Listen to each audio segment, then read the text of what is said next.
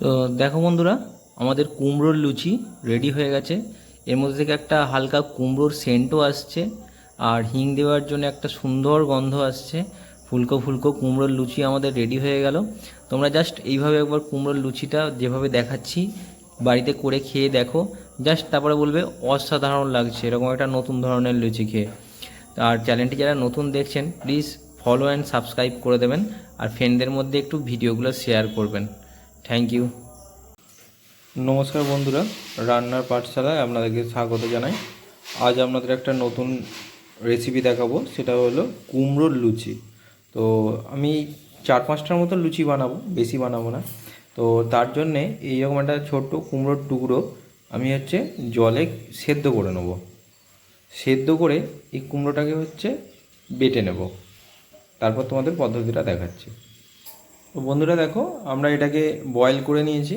এবার এটাকে বার করে নেব, দিয়ে মিক্সিতে দিয়ে একটু পেস্ট মতন বানিয়ে নেব।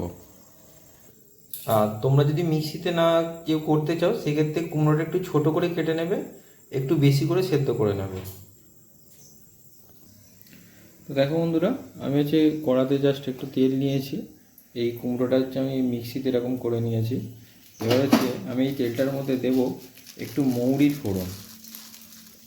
জাস্ট অল্প একটু মৌরি দেবো, কারণ আমার পরিমাণটা তো কম।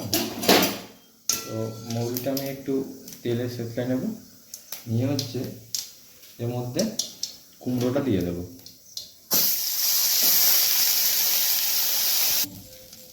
জাস্ট এটা আমি মৌরি ফোড়ন দিয়ে কুমড়োটাকে অল্প তেলের মধ্যে ভেজে নিলাম।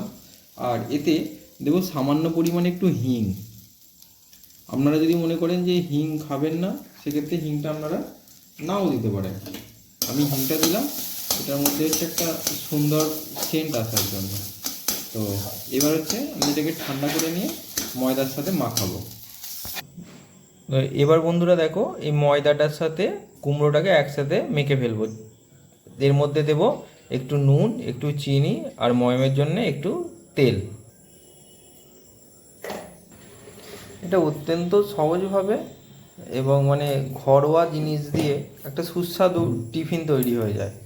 আর এমনি লুচি খেয়ে খেয়ে তো আমরা সবাই নর্মাল আমাদের কাছে, কিন্তু এই লুচির মধ্যে যদি একটু কিছু জিনিস অ্যাড করে খাওয়া যায়, বেশ তার স্বাদটা যেন একটু বেশি লাগে। তো এটাকে এবার মেখে ফেলবো। তো আর লেচি থেকে লুচিগুলোকে কেটে এবার ভাজছি। তো এখানে অলরেডি আমি ভেজে নিয়েছি, দেখো এরকম ফুলকো ফুলকো লুচি হয়েছে।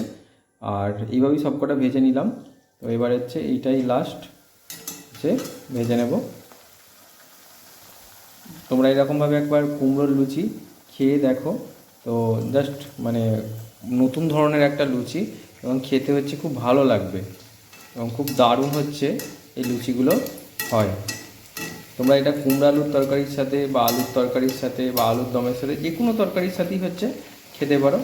তো ভীষণ ভালো হয় খেতে এটা। ঠিক আছে, এই দেখো ফ্রেন্ডস, কী সুন্দর আমাদের লুচিগুলো হয়েছে। তো ঠিক আছে ফ্রেন্ডস, আমাদের দেখা হবে আবার পরবর্তী একটা ভিডিওতে।